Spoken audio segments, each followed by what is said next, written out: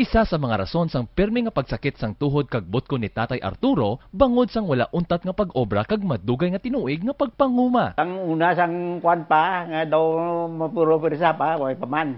Para na solusyon ng kapuhay way ko nga gaobra ko sa pamanday. Amo na nalinan nga daw kasakit nga siya ng tuhod ko eh. May batyag ko nga mga arthritis na siguro. Eh siya ka palang nakit na mga batis mo kag butkon mo. Madugay man sini nga ginantos ang hindi normal nga pag-ihi kag pagngut-ngut sang iya tuhod. Maayon na lang kay masami ini nga nagalantaw sang TV sa diin iya nakita ang advertisement sang Koy. Tani nga naginungo sang Koy.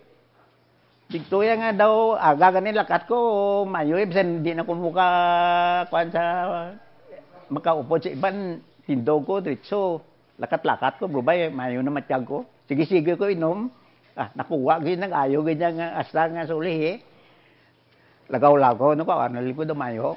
Dako naman ang kalipay ni Tatay Arturo sang magdaog ini sa Koy Bear Cash promo sa diin iya nabato ng 50,000 pesos cash halin sa Koy. Bakit ko sa piling na kalipay ko gidya kay hiling ko dako kay nang gibuling sang Koy sa akon.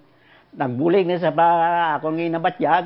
Dako pa ng bulig kay naga ako pa nakadaog sang first prize pa. No side effects. BIFAD approved. Koy Herbal Capsule. God's pathway to herbs that heal.